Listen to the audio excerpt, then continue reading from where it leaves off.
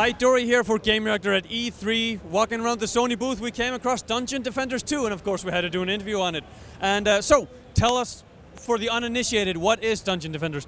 All right, so Dungeon Defenders is like a hybrid tower defense and action RPG game. So what that means is that there's like an objective that you're trying to defend. It's a crystal, and you're going to be building towers to help yourself to defend it, but also your hero is going to be a lot involved in the action too.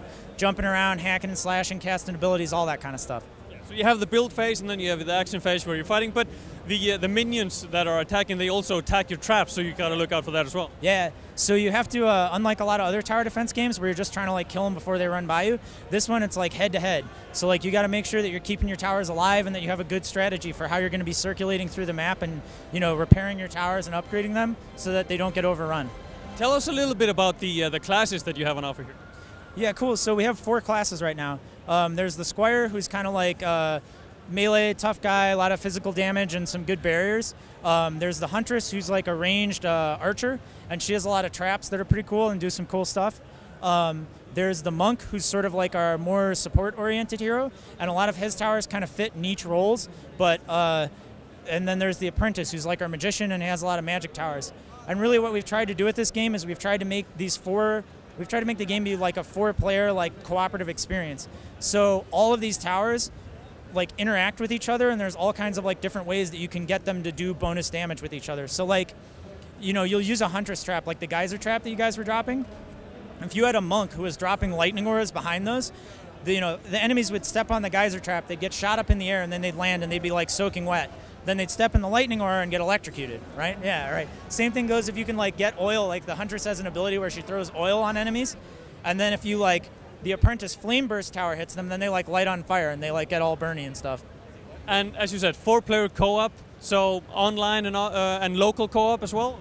Yeah, so with the PS4, what we're really working on is getting split-screen co-op going. Currently, it's on the PC version that's live in early access on Steam. You're going to be online. There's matchmaking. It's all dedicated servers. Yeah, we run all the stuff on our end. So.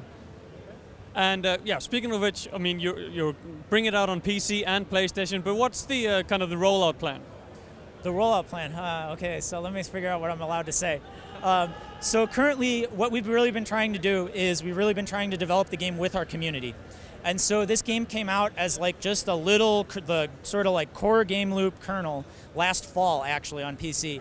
And what we've really been trying to do since then is when we develop a new system, we'll like come up with a couple ideas for it, we'll put them up online, and we'll let our community vote on it using something that we have called an influence system.